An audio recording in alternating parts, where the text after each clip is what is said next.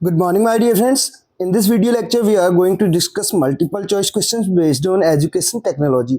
तो इस वीडियो में हम एजुकेशन टेक्नोलॉजी यानी कि शैक्षिक जो तकनीकी है उस पर आधारित कुछ मल्टीपल चॉइस क्वेश्चन डिस्कस करने वाले हैं। लगभग 35 के आसपास यहाँ पे क्वेश्चंस हमने लिए हैं, तो स्टार्ट कर रहे हैं। ठीक है, पहले नंबर का क्वेश्चन आप देख सकते हैं, श्रृंखला अभिक्रमित अंतर्गत प्रमुख पद होते हैं। जब अगर बात की जाए किसकी, प्रोग्राम इंस्ट्रक्शन की बात की जाए, ठीक है, अभिक्रमित अनुदेशन की अगर बात की जाए तो उसके अंतर्गत 3 टाइप होते हैं इसके, जिसमें नंबर 1 लीनियर यानी कि रेखीय, दूसरा ब्रांच यानी कि शाखी जिसको बोलते हैं, ठीक है, और थर्ड नंबर का होता है मैथेटिक्स, अवरोह करके। तो 3 टाइप के होते हैं। इसमें श्रृंखला अभिक्रमित के अंतर्गत जो प्रमुख पद होते हैं वो पूछा जा रहा है कौन कौन से होते हैं। तो इसमें शिक्षण पद भी होता है, मूल्यांकन पद भी होता है जिसको इवैल्यूएशन बोलते हैं, टीचिंग हो गया, इवैल्यूएशन हो गया, अभ्यास यानी कि प्रैक्टिस पे आधारित। तो इस क्वेश्चन के अगर करेक्ट आंसर की बात करें तो ऑप्शन नंबर डी जो है इस क्वेश्चन का करेक्ट आंसर हो जाएगा। नेक्स्ट क्वेश्चन देखिए, श्रृंखला अभिक्रमित का विकास हुआ था। जो श्रृंखला अभिक्रमित है इसका विकास कब हुआ था ये पूछा जा रहा है। ऑप्शन हमारे पास 4 हैं। पहले नंबर का ऑप्शन है 1954, दूसरे नंबर का है 1953, 1952 और 1950। तो 4 ऑप्शन हमारे पास हैं और करेक्ट आंसर इस क्वेश्चन का हो जाएगा ए ऑप्शन करेक्ट हो जाएगा 1954। नेक्स्ट क्वेश्चन की ओर बढ़ेंगे। 1953 जो है यूजीसी से रिलेटेड हमने बताया था, तो क्या कौन सी चीज़ थी यहाँ पे 1953 से रिलेटेड, कौन सा पॉइंट हमने यूजीसी वाली वीडियो में बताया था। आप जो है कमेंट बॉक्स के जरिए इस क्वेश्चन का आंसर देंगे। ठीक, इतना आपको हिंट दे दिया। यूजीसी से रिलेटेड 1953 तो क्या हुआ था, यूनिवर्सिटी ग्रांट कमीशन की जब हमने बात की थी। नेक्स्ट क्वेश्चन आप देख सकते हैं, क्वेश्चन नंबर 3 है यहाँ पे है हमारे पास। क्वेश्चन नंबर 3 में हमसे पूछा जा रहा है, प्रोग्राम बनाने के लिए जिस भी प्रकरण या शीर्षक का चयन किया जाए, प्रोग्राम बनाने के लिए जिस भी प्रकरण या शीर्षक का चयन किया जाए तो निम्नलिखित बातों का ध्यान रखा जाना चाहिए। तो कौन कौन सी बातें हैं जिनका ध्यान रखना चाहिए। उस प्रकरण या शीर्षक यानी कि टाइटल पर पहले से कोई प्रोग्राम उपलब्ध तो नहीं है, पहले ये जानकारी ले लेनी चाहिए यानी कि प्राप्त कर लेनी चाहिए कि जो हम प्रकरण बनाना चाह रहे हैं, जो हमारा टॉपिक है उससे रिलेटेड कोई पहले से कोई प्रोग्राम उपलब्ध तो नहीं है। ठीक है, दूसरा है यहाँ पे, क्या यह छात्रों की पाठ्यक्रम संबंधी आवश्यकताओं को पूरा करता है। छात्रों की जो पाठ्यक्रम संबंधी जितनी भी आवश्यकताएं हैं उनको पूरा करता है, दूसरा क्वेश्चन। तीसरा, क्या प्रोग्राम बनाने वाले व्यक्ति को इस प्रकरण पर पूर्ण ज्ञान है। जो इस प्रोग्राम को बनाने जा रहा है जो व्यक्ति, उसको इस जो है टॉपिक से रिलेटेड पूर्ण ज्ञान है कि नहीं है। तो इन चीज़ों को ध्यान में रखना चाहिए। तो इसमें से कौन सी चीज़ें हैं जो प्रकरण या शीर्षक का चयन किया जाए जब, तो उस समय इन बातों का ध्यान रखना चाहिए। कौन कौन सी बातों का ध्यान रखना चाहिए, तो यहाँ पे अगर बात की जाए तो फर्स्ट, सेकंड और थर्ड तीनों बातों का ध्यान रखा जाना चाहिए जब क्या करें, प्रोग्राम बनाते समय, यानी कि जब प्रोग्राम बनाने के लिए जिस भी प्रकरण या शीर्षक का चयन किया जाए तो उस समय इन बातों का ध्यान रखा जाना चाहिए। तो इसलिए ऑप्शन नंबर डी करेक्ट हो जाएगा, first, second and third. Next question है, अभिक्रमित अनुदेशन है। अभिक्रमित अनुदेशन क्या है पूछा जा रहा है। शाखीय अनुदेशन है, श्रृंखला अनुदेशन है, मैथेटिक्स है, या ये सभी। क्वेश्चन नंबर 4 हमारे पास है और तो इसका करेक्ट आंसर हो जाएगा ये सभी। नेक्स्ट क्वेश्चन की ओर बढ़ेंगे। अगला क्वेश्चन है, अधिगम परिस्थिति है। लर्निंग की अगर बात की जाए तो उसमें भी परिस्थिति है, कह रहा है कौन सी है, बहुवेदी परिस्थिति है, प्रत्यय अधिगम है, समस्या समाधान है, या ये सभी। तो क्वेश्चन नंबर 5 का आंसर हमें बताना है। तो क्वेश्चन नंबर 5 में भी ये क्या हो जाएगा, ऑप्शन नंबर डी हो जाएगा, ये सभी। क्वेश्चन नंबर 6 आप देख सकते हैं, कंप्यूटर द्वारा जो अनुदेशन के कार्य निम्नलिखित हैं। कंप्यूटर द्वारा अनुदेशन के कार्य निम्नलिखित हैं। कार्डों पर सूचनाओं को संचित करता है, कार्यक्रमित अनुदेशों को संचित करता है, संचित करना यानी कि कलेक्ट करना उनको, ठीक है, और संचय करना। नेक्स्ट थर्ड पॉइंट है, संचित सूचनाओं में से अपेक्षित प्रदत्तों का चयन करता है। चौथा ऑप्शन हमारे पास है, सूचनाओं का बाह्य संप्रेषण नहीं करता है। तो हमें बताना है कि जो कंप्यूटर द्वारा अनुदेशन के कार्य हैं वो कौन कौन से हैं। तो इसमें पहला कार्य तो है कि कार्डों पर सूचनाओं को संचित करता है, कार्यक्रमित अनुदेशनों को संचित करता है, ये भी करेक्ट है। अगर बात की जाए संचित सूचनाओं में से अपेक्षित प्रदत्तों का चयन करता है, ये भी इसका कार्य है। लेकिन सूचनाओं का बाह्य संप्रेषण नहीं करता है, जो ये ऑप्शन है ये इसके कार्यों में शामिल नहीं है। तो इसलिए इसका करेक्ट आंसर क्या हो जाएगा, फर्स्ट, सेकेंड एंड थर्ड, यानी कि डी ऑप्शन करेक्ट होगा। नेक्स्ट क्वेश्चन की ओर बढ़ेंगे। क्वेश्चन नंबर 7 आपके सामने है, निम्नलिखित में से किसने अनुदेशन के प्रस्तुतिकरण के लिए जो है शिक्षक के स्थान पर कंप्यूटर का प्रयोग किया?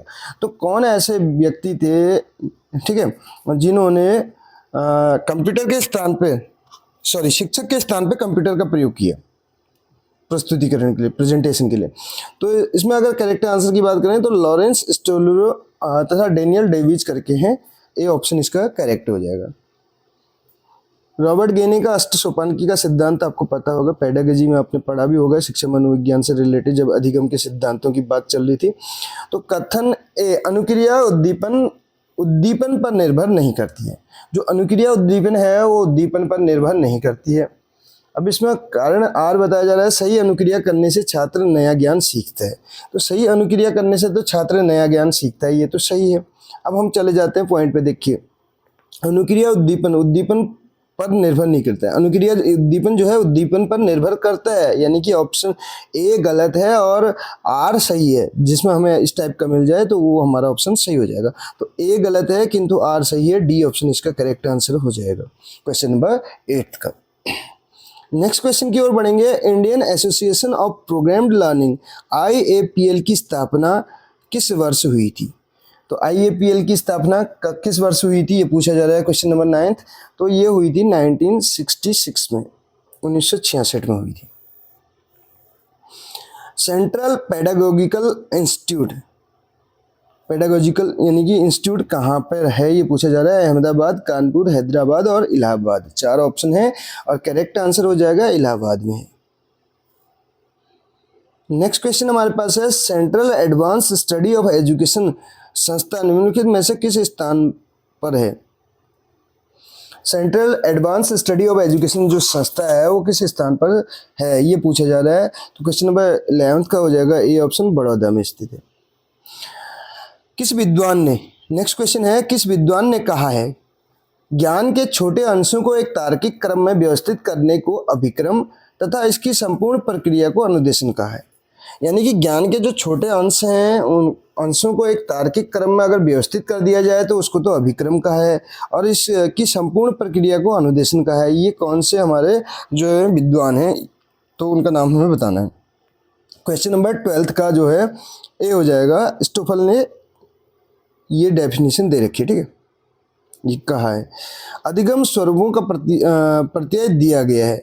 अधिगम जो स्वरूप हैं उनका प्रत्यय किसके द्वारा दिया गया है? IK डेविस, रॉबर्ट गेने, रॉबर्ट मेगर, BF स्किनर। तो अधिगम स्वरूपों का प्रत्यय किसके द्वारा दिया गया है? रॉबर्ट गेने के द्वारा दिया गया है।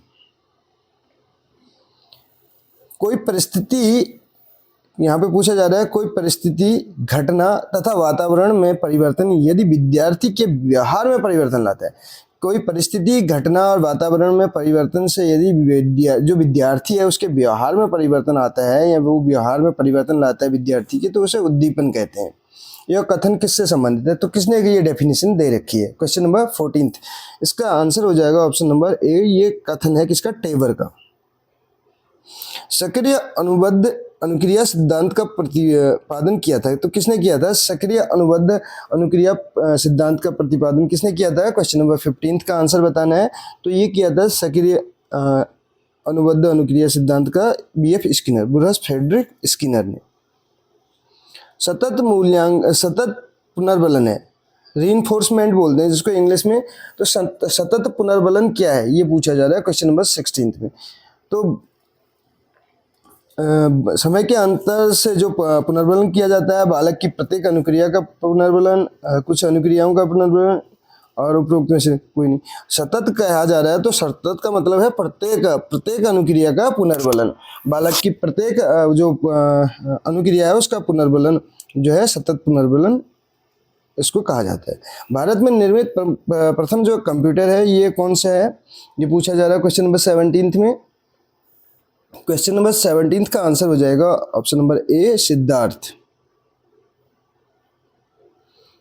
मैथमेटिक्स अवरोह की अगर बात की जाए तो क्वेश्चन नंबर 18 श्रृंखला संबंधित है, तो किससे संबंधित है? मैथमेटिक्स अवरोह श्रृंखला किससे संबंधित है ये पूछा जा रहा है क्वेश्चन नंबर 18 में। तो यह है अभिक्रमित पाठ्य पुस्तक से। अभी हमने पढ़ा था अभिक्रमित अनुदेशन के बारे में। रॉबर्ट मेगर संबंधित हैं। रॉबर्ट मेगर किससे संबंधित हैं, ये पूछा जा रहा है क्वेश्चन नंबर 19 में। तो रॉबर्ट मेगर जो हैं छात्र नियंत्रित अनुदेशन से संबंधित हैं। क्वेश्चन नंबर 20 आप देख सकते हैं, श्रृंखला अभिक्रमित अनुदेशन का विकास निम्नलिखित में से किस विद्वान द्वारा किया गया।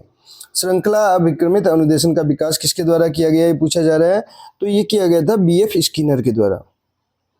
नेक्स्ट क्वेश्चन, अनुबोधक का मुख्य रूप होता है। अनुबोधक का मुख्य रूप क्या होता है, रूप अनुबोधक, अर्थ अनुबोधक, ए बी दोनों, इनमें से कोई नहीं।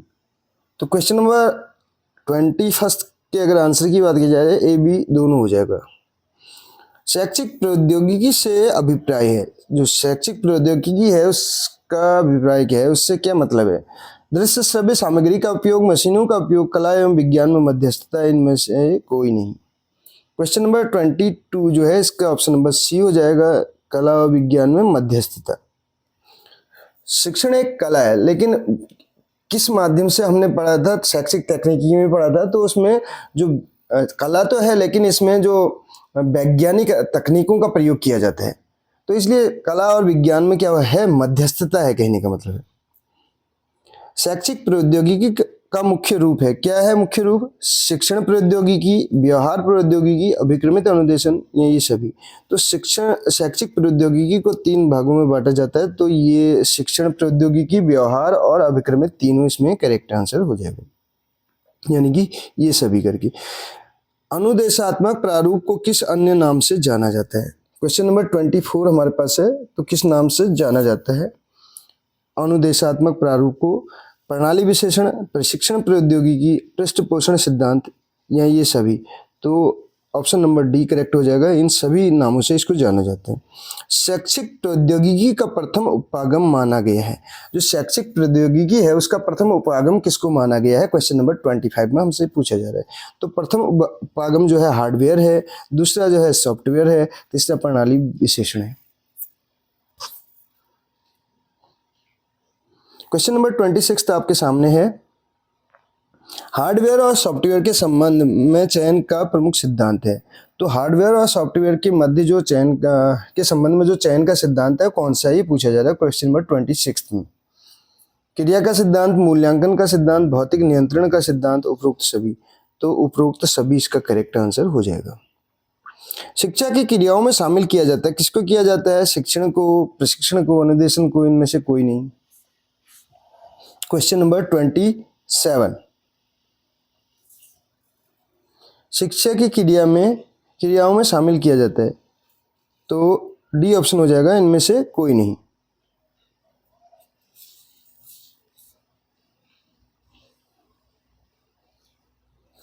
संप्रेषण होता है, संप्रेषण कैसा होता है, क्वेश्चन नंबर 28 हमारे पास है, श्रव्य इंद्री, दृश्य इंद्री, श्रव्य दृश्य इंद्री, इनमें से कोई नहीं।